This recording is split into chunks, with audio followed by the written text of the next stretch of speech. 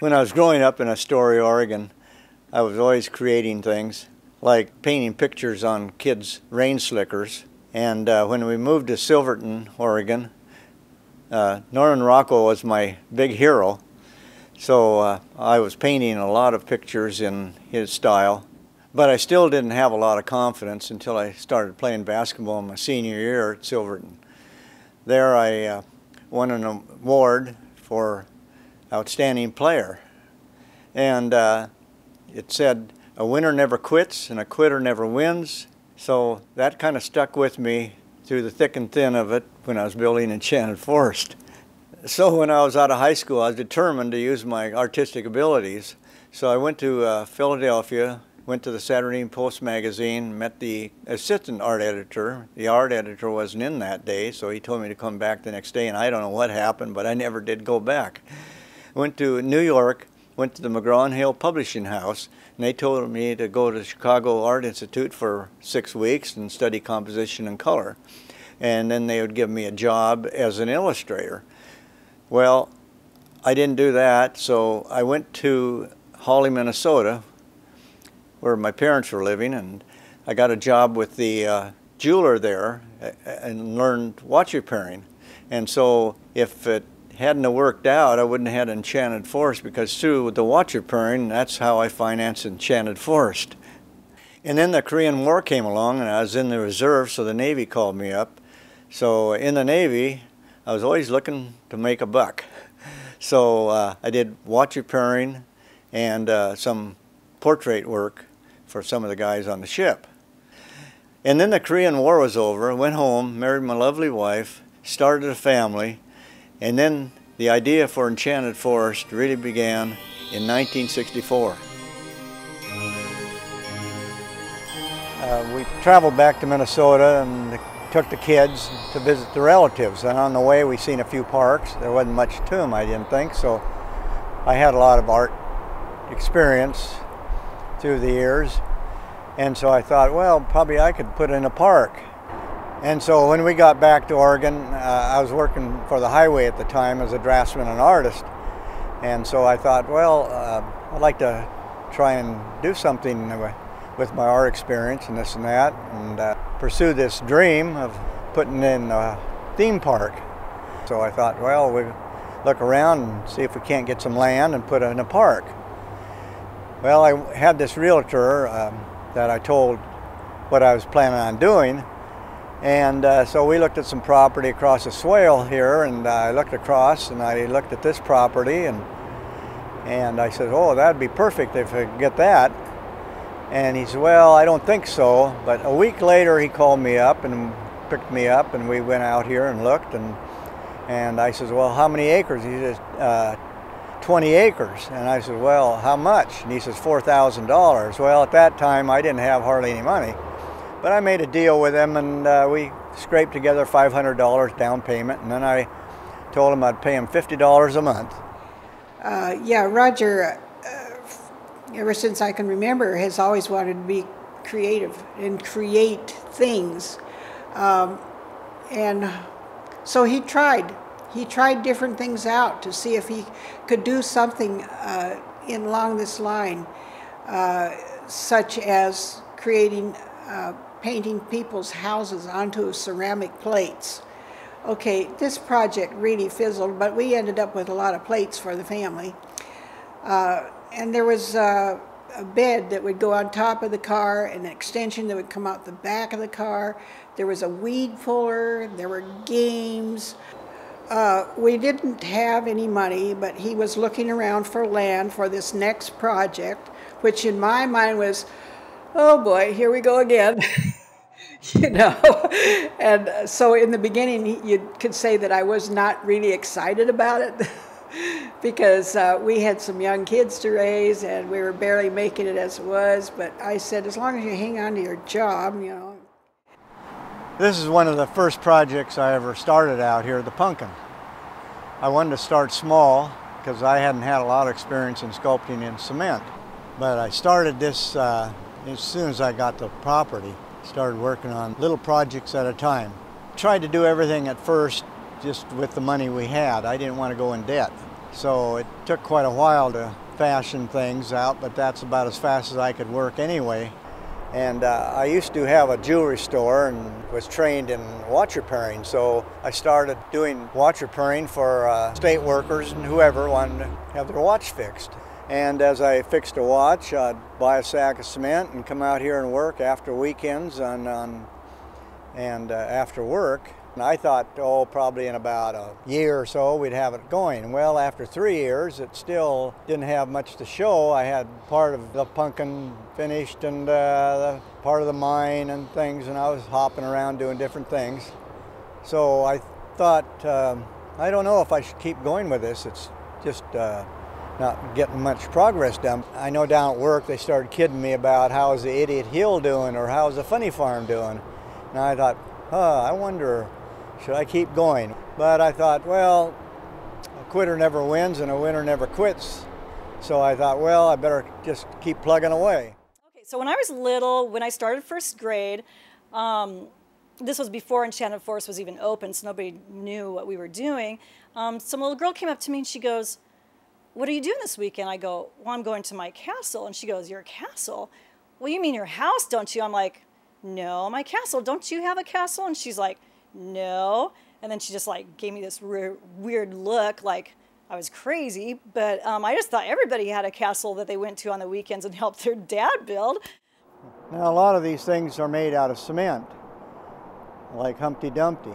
They're welded up with rebar, we call it, and then metal lath, expanded metal lath over that, and then I mix up Portland cement and sand in that mixture, and then I put a couple of coats on and then finish it off that way. So it's kind of like sculpting in cement, and that's something I really enjoy doing.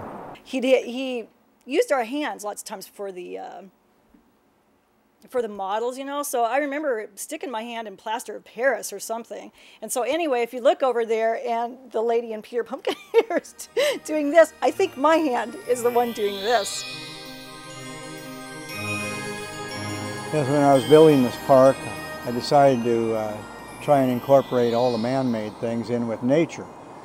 Tried to save every tree we could, and through the years the trees have really grown a lot. But we have this nice canopy over the whole area, which enhances the beauty, I think, very much. I had this Volkswagen, and I'd put cement sacks in the passengers. I took the passenger seat out and put cement sacks in and gunny sacks full of sand on the back, and I'd run up through the woods here and mix it in a wheelbarrow. And that's the way I did a lot of these things, like the Seven Dwarfs mine. And I had to siphon water from up above a little bit. I found a spring out there, so I dug a hole, and sure enough I had a little spring coming, so I'd run a hose down here to where I was working and suck on the hose to get the water coming. And I remember one time I sucked and here comes out a dead salamander. But I kept plugging away, and everything was put on by hand, mixed it in a wheelbarrow, no electricity, so everything was done the hard way. You couldn't get equipment in here because it was so narrow.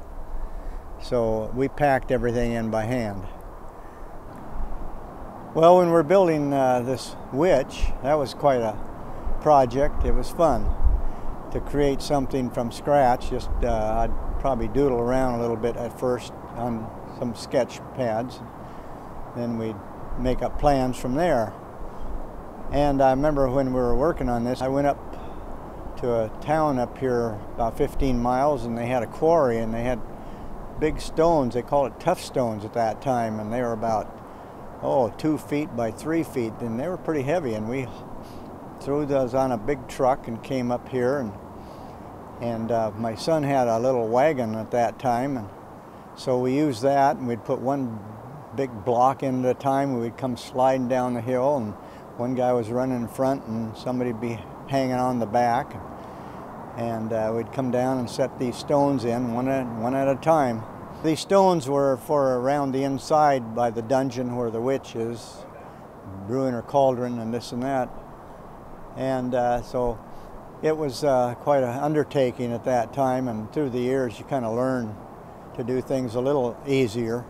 Probably could have done a lot easier with smaller blocks, but I was trying to save money at the time, anything to save a buck. I know I'd run around town when they're tearing down houses and pick up old blocks or some lumber or whatever I could find, because I had a pretty skimpy budget to work on.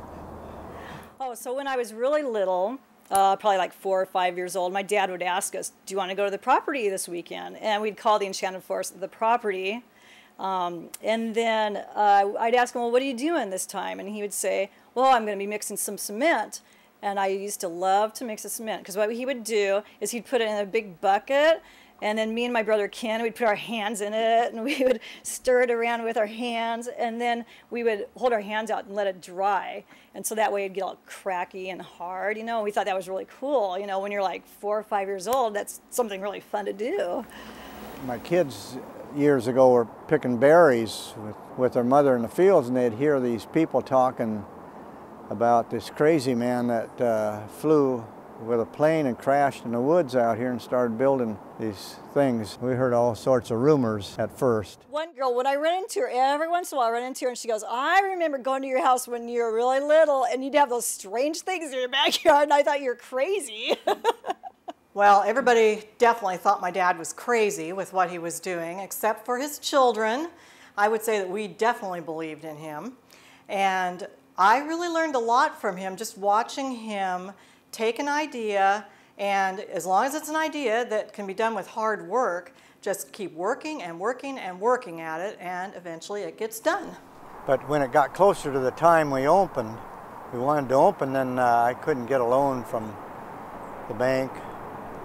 And it wasn't much of a loan. I think we wanted $2,000, but they couldn't see the idea.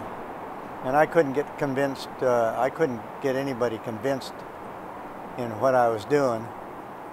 So I went to another bank, and they asked me what I was planning on doing, and they gave me, I think it was $2,000, so that helped us get started. After 7 years, we decided, well, we better open this up, because everything was going out and there was just nothing coming in. So And when it got into the year that he said absolutely we were going to open in '71, it was in August, and I said, the summer's almost gone, so what do we need to do? It's just a trail, you know. And he said, well, for one thing, we have all the lumber and everything's in the main building. That main building just packed full of junk, and we don't have time to clear that out. And I said, oh, is that all that's holding you up? And he said, yeah. And I said, okay, I'll get the kids together. By this time, we were had four kids and myself. And I said, we will clean the main building out if you will take anything we put outside, if you'll take it away and hide it someplace. And he said, well, yeah, I could do that. I said, great, we'll do it. And then I said, like, this is Friday, we'll open Sunday. He says, no way. I said, yes, we will open Sunday. And I said, you just do your part, we'll do our part. And so we went into the main building, and the kids helped me, and the dust was flying, and stuff was being shoved around, and we got the restroom cleaned up and everything. I mean, it was set. And finally, we went through the next day, and we got to Sunday, and I said, you ready? And it's like 2 o'clock in the afternoon. August 8th. He said, I guess so. So we did. There happened to be a few people stopped by on the freeway because Roger had then put up this sign on butcher paper, big red letters, open. Well, that day that we opened, we had, in the afternoon, we started getting people here. So I was running around ahead of them and putting in light bulbs in the Seven Dwarfs mine. And Sue, my oldest daughter, she worked in the entrance building, and we had a bookcase that we just turned around, and that was our counter, and we had a cigar box, and that was our cash register. And Ken, my next to the oldest, he was working the trails and this and that. And my next one down, Mary, she worked in the hot dog stand. And then Lori, the youngest, she was cleaning tables. And then the next week, there came an article out about Enchanted Forest with a big picture on the front of the paper. So that next Sunday, we had 1,500 people in. So we were really excited. And I know we got home that night, and we all thought that was practically all our money. And the kids were jumping up and down the bed, and we're throwing the money up and down the bed. Pretty excited. Little did we know, we were pretty naive at that time. Never realized that there were so many hidden expenses. At the time, we had just the lower trail. We called it the lower trail. It started at the castle and wound up at the shoe, but we didn't have the gingerbread house or the Three Bears house or the shoe finished. But from there on, we just kept adding through the years. We used to be open, our hours were like from 9:30 till dusk. Okay, well, dusk could mean anything. And people interpret dusk in different ways. So I remember sometimes, I mean, it would be like almost pitch black, and then people would pull in, oh, we're from Washington, we drove all the way from Washington, can't we go through? And then Mom and Dad would feel really bad, and it's like, oh, okay. So I remember taking flashlights around when I was a little kid and being like their tour guide. Oh, this is the Humpty Dumpty. We go through the trail and, oh, here's the rabbit hole. You want to take a flashlight while you go down? It's pretty dark, And so we'd take these people around when it's pitch dark, Of course, times have changed because, we can't do that. It's a lot different now. Plus, I mean, we have a life. We do want to go home. Now it's like I wasn't for this in the beginning because it's just another thing. Well, then as we got going, I helped out with the operations of it and helped the kids get started and helped where I could, actually, so Roger had more time to work on his projects in the woods, So it just became a joint effort from there on.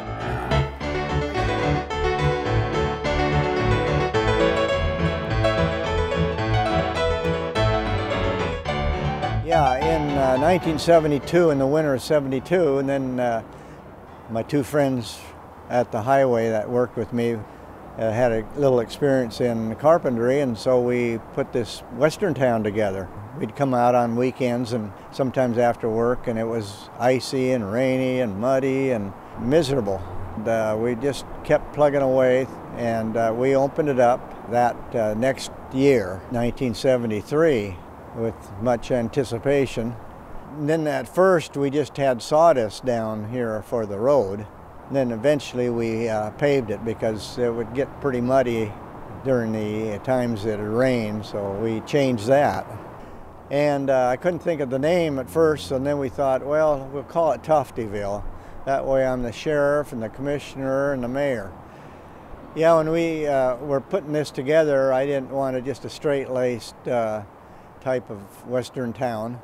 So we made goofy angles and whatnot to give a little more character. And then we built the fort back here for that. And then we've been adding a little bit now and then to it. I wasn't very old, but Lori was really little. She was probably like 6 or so. And we had that stage in the opera house.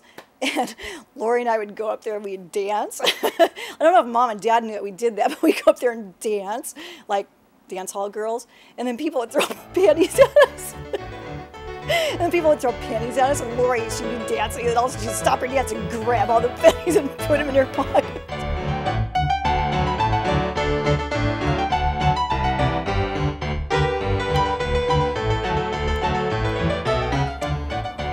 After we built the western town, then we decided to put up a haunted house.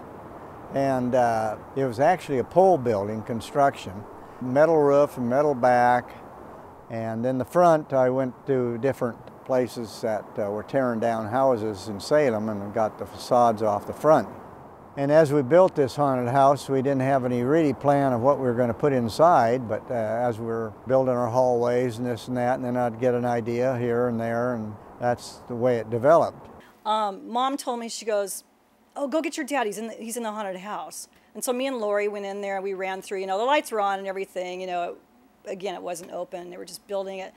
And then there's a part where the guy's coming down with the hatchet, you look up and the guy's over the hatchet. Well, anyway, we're running through, and then we see the hole in the wall, and this guy with the pants on, it looked just like Dad, because he wore those kind of pants, and we were coming around the corner, and we're like, "Dad, Dad."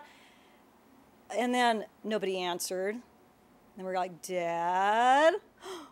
Dad?" And then we ran out of the haunted house really fast, me and Lori, and my mom says, "Did you get Dad?" And we're like, "No, no, no, there's somebody in there. There's somebody in there that's in the hole in the wall above your head. There's a guy in there," and he didn't answer us back. And then she just laughed. She's like, "What? That's a scene we put in, you know." Yeah, to make it look old, I went to the paint store and wanted some old gray paint, and I asked them, "Do you have any paint that fades fast?" And they kind of looked at me a little funny, but anyway, we got that put on. And yeah, we've had some people that lived in this area for a long time, and they just kept insisting that this house was here. And no, it's been built from the ground up.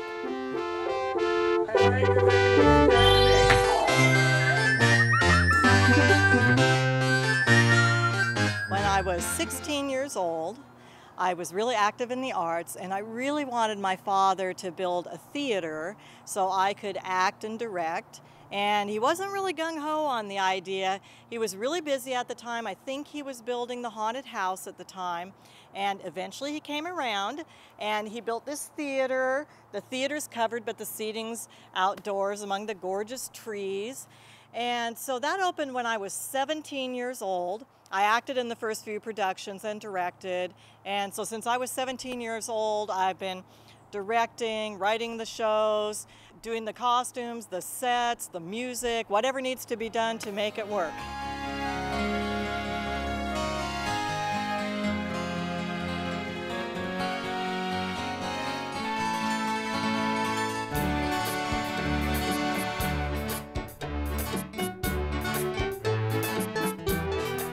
Well, we started with Ice Mountain with a concept of having something a little different. And we started out with fiberglass track. It was flat, and small cars that would roll on the wheels would roll on the top and underneath and on the side. Well, we couldn't get the people through fast enough, so we decided to change that after a few years.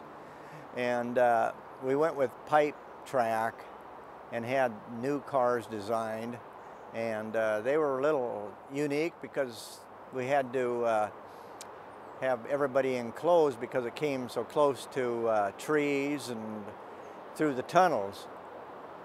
And the cost overrun was way over what we budgeted for, so that was kind of an anxious time for us. But we managed to get through that. And from there on, we went to other projects.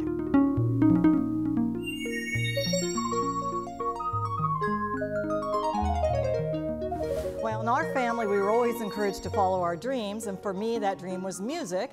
So by the age of 11, I was giving concerts and touring on piano and organ. And then later I went to college, added harpsichord to that, and went and studied in Paris after that.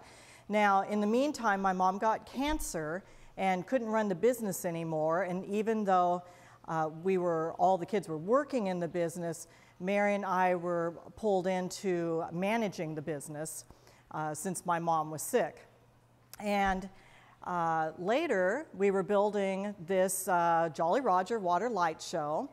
And this was actually built for me to do harpsichord performances in. If you're ever in this building and you look to the left, you'll see a stage. That's what that was for. But as we were building it, Behind me here, you'll see the posts coming down in front of the water show. That was supposed to be the walls for this performance room. And during the course of building, the hillside looked kind of the way you see those waterfall areas behind me. And the conversation revolved around, oh, wouldn't it be nice to have some waterfalls coming down? Before you knew it, we were putting fountains in and everything. My husband did the plumbing, my dad did the cement work, and I composed and recorded the music for this. And I still remember recording this because in the old days, all of the lights and everything, we had this box with switches on it, and you could record straight through onto an 8-track tape deck to record the info, and you only had one pass at it to do it right. And I had my little boy Tyler sitting there beside me, and I'd be yelling, okay, flip the yellow switch, flip the green switch, and because we had to get it all in one take. Now originally it was supposed to open a year earlier, and we only had the back waterfalls, and Dad looked at it after it was done and he went, that's just not good enough, we need to do something better. So then we added all the lower fountains you see at the lowest point, and it became quite a fabulous show.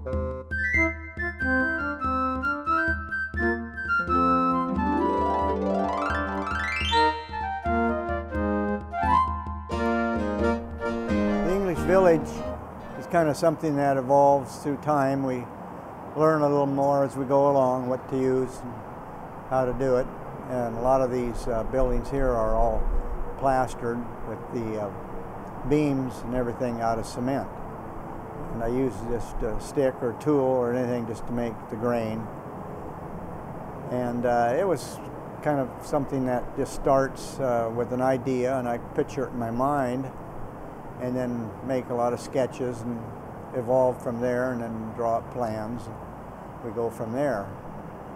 Tried to get as much character as we could into it. All the animatronics are done in-house. I started building them when I was younger, but that started out with the blackbird at first. I built that, the main blackbird on top of the pie, on the 20 blackbirds. And that turned out so well that we started building other animatronics, and that led to more animatronics and more animatronics. It's kind of a joint effort between everybody. I'll do a lot of the building of the mechanical, and my sister Sue, she does the masks and everything like that, and then we kind of combine them together to make everything function. And right now we're working on the Blue Fairy, getting ready for the season. As you can see, it's kind of, we're still trying to get the mask on. Pinocchio's playroom upstairs that has a lot of hands-on things that we wanted to incorporate in it, so the kids and everybody else could be involved in many of these projects that we build out here. So there isn't just a lot of rides, but a lot of things that they can experience too.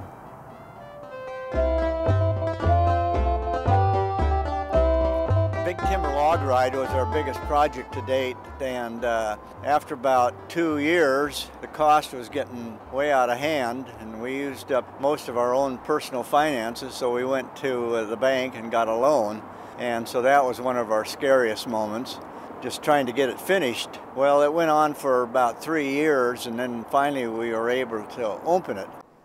And it's kind of a ride that's a little unusual for a log ride. It's got a roller coaster dip in it, and then most have fixed wheels where they come up and they roll down at the incline into the water.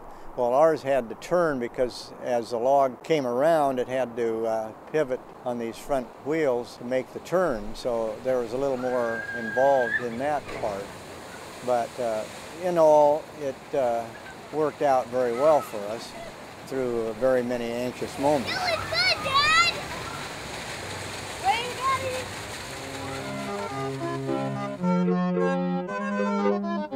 After many of our bigger projects, we thought we needed something a little more for the smaller group, so we put in the kiddie ride. And it's been fun, especially this little train here that we put in a few years ago.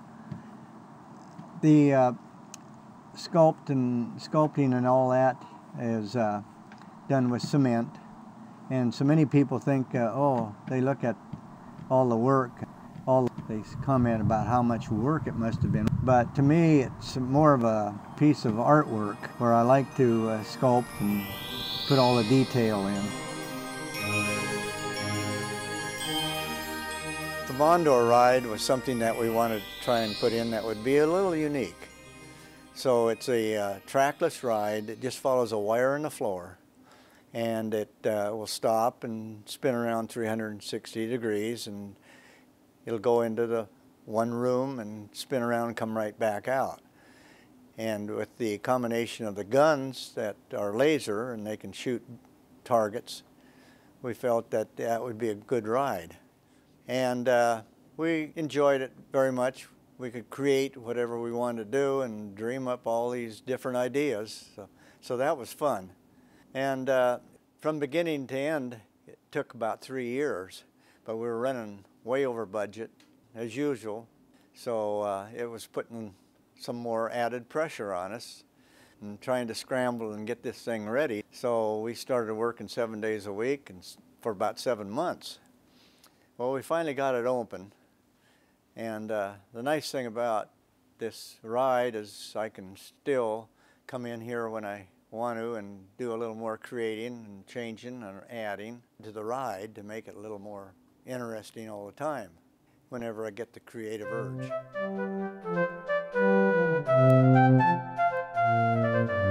Enchanted Forest has been a real labor of love. It's been a lot of work, but it's the creative part that I've really enjoyed doing. And so the reward is to see all these people coming through and enjoying themselves with their families and grandparents. And we hope that through the years, many generations can enjoy this park. And we feel very blessed.